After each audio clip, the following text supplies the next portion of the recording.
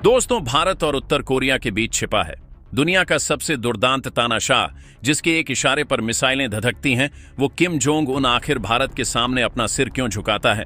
यह एक ऐसा भू राजनीतिक रहस्य है जिसके पीछे इतिहास, कूटनीति और मानवीय संबंधों का एक अनूठा ताना बाना बुना हुआ है। यह कहानी न किसी मिसाइल की है और न ही किसी परमाणु परीक्षण की, बल्कि यह उस मजबूत रिश्ते की कहानी है जिसे दुनिया की बड़ी ताकतें भी समझ नहीं पाई हैं। सबसे पहले हम बात करते हैं उस भावनात्मक पुल की जिसने इन दोनों देशों को दशकों से जोड़ रखा है। यह पुल कोई व्यापारिक समझौता नहीं, बल्कि गुरुदेव रवींद्रनाथ टैगोर द्वारा लिखी गई एक कविता है। साल 1949 में जब कोरिया जापानी उपनिवेश का शिकार था, तब गुरुदेव ने पूर्व का दीपक नाम की एक छोटी पर बहुत ही शक्तिशाली कविता लिखी। उन्होंने कोरिया को एशिया का वह दीपक बताया जो एक दिन फिर से पूरी दुनिया को रोशन करेगा। यह कविता आज भी उत्तर कोरिया के स्कूलों में पढ़ाई जाती है। वहां के लोग इसे अपने राष्ट्रीय गौरव और संघर्ष की कहानी मानते हैं। सोचिए, एक ऐसा देश जहां बाहरी दुनिया की हर चीज को शक की नजर से देखा जाता है, वहां भारत के एक कवि की लिखी कविता को इतनी इज्जत दी जाती है। यह भारत की सॉफ्ट पावर का बेहतरीन उदाहरण है, जिससे चीन और अमेरिका भी मुकाबला नहीं कर सकते। इस रिश्ते की जड़ें सिर्फ कविता तक ही सीमित नहीं हैं, बल्कि यह गुटनिरपेक्ष आंदोलन नैमिंग के उस वैचारिक भाईचारे में भी गहरी हैं जो शीत युद्ध के दौरान पनपा था, जब दुनिया अमेरिकी पूंजीवादी और सोवियत साम्यवादी गुटों में बंटी हुई थी। तब भारत के प्रधानमंत्री जवाहरलाल नेहरू ने एक तीसरा रास्ता चुना। इस रास्ते पर चलने वाला एक प्रमुख और मुखर सदस्य उत्तर कोरिया भी था। इस वैचारिक मंच ने दोनों देशों को एक दूसरे के करीब लाया। जब भी अंतर्राष्ट्रीय मंचों पर पश्चिमी देश उत्तर कोरिया पर प्रतिबंध लगाने की कोशिश करते, भारत अक्सर उसके बचाव में खड़ा होता था। यह सिर्फ एक राजनयिक गठबंधन नहीं था, बल्कि एक वैचारिक दोस्ती थी जो आज भी जारी है। यही वजह है कि जब भारत को उत्तर कोरिया के साथ पर्दे के पीछे से बातचीत करनी होती है, तो यह ऐतिहासिक भाईचारा एक मजबूत आधार का काम करता है। इन दोनों देशों के बीच सिर्फ वैचारिक और भावनात्मक संबंध ही नहीं, बल्कि एक महत्वपूर्ण व्यापारिक इतिहास भी है। एक समय था जब चीन के बाद भारत ही उत्तर कोरिया का दूसरा सबसे बड़ा व्यापारिक भागीदार था।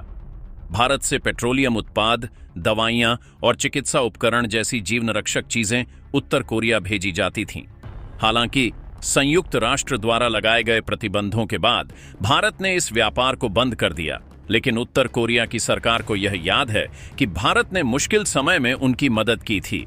यह भारत को एक मानवीय भागीदार के रूप में स्थापित करता है, और यही कारण है कि किम जोंग उनकी सरकार भारत को दुश्मन की तरह नहीं, बल्कि एक पुराने दोस्त की तरह देखती है। अब बात करते हैं उस अद्भुत रिश्ते की जो इन सबसे भी ज्यादा गहरा है, एक खून का रिश्ता जो 2000 साल पुराना है। कोरिया के सबसे पुराने ऐतिहासिक ग्रंथ समगुक युसा के अनुसार अयोध्या की राजकुमारी सुरुरत्ना समुद्र पार करके कोरिया पहुंची और वहां गया साम्राज्य के संस्थापक राजा किमसुरो से उनका विवाह हुआ। कोरिया में उन्हें रानी हो के नाम से जाना जाता है। आज भी लाखों कोरियाई लोग खुद को गर्व से राजा सुरो और रानी हो के वंशज मानते हैं। यह एक ऐसा अनूठा सांस्कृतिक बंधन है जो भारत को कोरियाई प्रायद्वीप के साथ खून के रिश्ते में जोड़ता है। इस रिश्ते का सम्मान करते हुए अयोध्या में रानी हो का एक भव्य स्मारक भी बनाया गया है, जिसका उद्घाटन करने के लिए दक्षिण कोरिया की तत्कालीन प्रथम महिला भारत आई थीं। इसके अलावा भारत और उत्तर कोरिया के बीच आधुनिक युग में भी एक अत्यंत गोपनीय संबंध रहा है। एक समय था जब देहरादून में संयुक्त राष्ट्र से जुड़े एक प्रतिष्ठित संस्थान में उत्तर कोरिया के शीर्ष वैज्ञानिकों को उपग्रह और सुदूर संवेदन जैसी उन्नत अंतरिक्ष प्रौद्योगिकी का प्रशिक्षण दिया जाता था। 2016 में जब इस बात का खुलासा हुआ, तो अमेरिका सहित कई पश्चिमी देशों ने गहरी चिंता व्यक्त की, क्योंकि उन्हें डर था कि उत्तर कोरिया इस प्रशिक्षण का इस्तेमाल अपने मिसाइल कार्यक्रमों के लिए कर सकता है। हालांकि भारत ने हमेशा यह स्पष्ट किया कि यह प्रशिक्षण पूरी तरह से नागरिक उद्देश्यों के लिए था, लेकिन इसने उत्तर कोरिया के मन में भारत को एक तकनीकी गुरु के रूप में स्थापित कर दिया। अंत में भारत का सबसे आधुनिक और शांतिपूर्ण हथियार, जिसने दुनिया के सबसे अलग थलग देश की राजधानी प्योंगयांग में भी अपनी जगह बना ली है, वह है योग। प्योंगयांग में स्थित भारतीय दूतावास सिर्फ एक राजनयिक कार्यालय नहीं, बल्कि भारत का सांस्कृतिक दूत भी है। हर साल 21 जून को अंतर्राष्ट्रीय योग दिवस के अवसर पर भारतीय दूतावास द्वारा आयोजित योग सत्र में उत्तर कोरिया के अधिकारी और स्थानीय लोग भी पूरे उत्साह के साथ हिस्सा लेते हैं। यह भारत की सांस्कृतिक शक्ति का एक उत्कृष्ट उदाहरण है, जो बिना किसी शोर शराबे के लोगों के मन और शरीर तक पहुंचती है। ये सारे तार टैगोर की कविता से लेकर योग तक एक साथ जुड़कर एक ऐसा मजबूत संबंध बनाते हैं जो चीन और पाकिस्तान जैसे देशों को सोचने पर मजबूर कर देता है। यह रिश्ता भारत का एक ऐसा तुरप इक्का है जो सही समय पर चलने पर पूरी दुनिया का भू-राजनीतिक समीकरण बदल सकता है। यह दिखाता है कि भारत की कूटनीति सिर्फ युद्ध और व्यापार तक सीमित नहीं है, बल्कि वह दिल जीतने में भी माहिर है।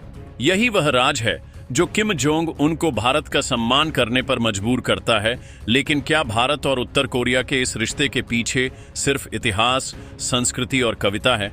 नहीं, इसके पीछे कूटनीतिक रणनीति और भू-राजनीतिक समझ का एक गहरा खेल भी है। जब पूरी दुनिया उत्तर कोरिया को एक परमाणु और मिसाइल शक्ति के रूप में देखती है, तब भारत उसे एक अलग नजरिए से देखता है। भारत जानता है कि उत्तर कोरिया चीन और अमेरिका जैसी बड़ी शक्तियों के बीच फंसा हुआ एक देश है। चीन उत्तर कोरिया को एक बफर स्टेट के रूप में इस्तेमाल करता है ताकि उसकी सीमा पर अमेरिकी सेना न आ सके। वहीं अमेरिका उत्तर कोरिया को परमाणु निरस्त्रीकरण के लिए लगातार दबाव में रखता है। इस जटिल समीकरण में भारत एक ऐसा पुल बनने की कोशिश कर रहा है जो शांति और स्थिरता ला सके। भारत ने कभी भी उत्तर कोरिया को पूरी तरह से अलग थलग नहीं किया और यही उसकी अद्वितीय कूटनीति है। भारत का मानना है कि बातचीत के दरवाजे हमेशा खुले रहने चाहिए। ये दृष्टिकोण भारत को चीन और पाकिस्तान से अलग करता है, जो उत्तर कोरिया के साथ सिर्फ अपने स्वार्थ के लिए जुड़े हुए हैं। भारत का रिश्ता सम्मान और साझा इतिहास पर आधारित है, जो इसे और भी मजबूत बनाता है। इस रिश्ते का सबसे बड़ा फायदा यह है कि यह भारत को प्योंगयांग तक सीधी पहुंच देता है। जब अमेरिका या दूसरे पश्चिमी देश उत्तर कोरिया के साथ संवाद स्थापित करने में संघर्ष करते हैं, तब भारत अपने पुराने और विश्वसनीय संबंधों का उपयोग करके पर्दे के पीछे से बातचीत कर सकता है। यह भारत की बैक चैनल डिप्लोमेसी का एक शानदार उदाहरण है। ये वो गुप्त रास्ता है जिससे भारत न सिर्फ उत्तर कोरिया के परमाणु और मिसाइल कार्यक्रमों पर नजर रखता है, बल्कि जरूरत पड़ने पर संतुलन बनाने का काम भी करता है। यह एक ऐसा रणनीतिक लाभ है जो भारत को चीन और पाकिस्तान पर मनोवैज्ञानिक बढ़त देता है। चीन जहां उत्तर कोरिया को सिर्फ अपने फायदे के लिए इस्तेमाल करता है, वहीं पाकिस्तान अवैध परमाणु तकनीक के आदान प्रदान में शामिल रहा है, जिसने दोनों देशों के बीच संबंधों को बहुत ही संदिग्ध बना दिया है। भारत ने हमेशा एक जिम्मेदार राष्ट्र की भूमिका निभाई है और यही वजह है कि उत्तर कोरिया भी भारत पर ज्यादा भरोसा करता है। यह रिश्ता सिर्फ एक भावनात्मक बंधन नहीं, बल्कि भू-राजनीतिक शतरंज की एक महत्वपूर्ण चाल है। इस पूरे रिश्ते में भारत की भूमिका सिर्फ एक दोस्त या सहयोगी की नहीं, बल्कि एक स्थिरता कारक की है। जहां एक तरफ अमेरिका और उसके सहयोगी लगातार उत्तर कोरिया पर प्रतिबंध लगाकर उसे कोने में धकेल रहे हैं, वहीं भारत बातचीत का एक खुला रास्ता बनाए रखता है। यह एक ऐसी नीति है जो क्षेत्रीय शांति के लिए बहुत महत्वपूर्ण है। भारत जानता है कि अगर उत्तर कोरिया पूरी तरह से अलग थलग पड़ गया तो वह और भी खतरनाक कदम उठा सकता है, जिससे पूरे क्षेत्र में अस्थिरता आ सकती है। भारत की यह रणनीति न सिर्फ उत्तर कोरिया को एक मित्र के रूप में बनाए रखती है, बल्कि चीन और अमेरिका को भी यह दिखाती है कि भारत स्वतंत्र विदेश नीति का पालन करने में सक्षम है। भारत ने अपनी इस नीति से यह साबित कर दिया है कि वह किसी भी गुट का पिछलग्गू नहीं है और यही उसकी ताकत है। भारत का यह शांत और प्रभावशाली दृष्टिकोण ही है जो किम जोंग उनको भारत का सम्मान करने पर मजबूर करता है, क्योंकि वह जानता है कि भारत सिर्फ दोस्ती का दिखावा नहीं करता, बल्कि मुश्किल समय में भी साथ खड़ा होता है।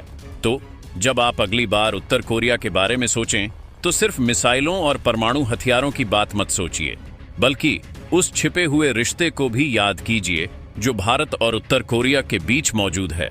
यह एक ऐसा रिश्ता है जो टैगोर की कविता से शुरू हुआ, गुटनिरपेक्ष आंदोलन से मजबूत हुआ और आज भी योग जैसी सॉफ्ट पावर के जरिए जिंदा है।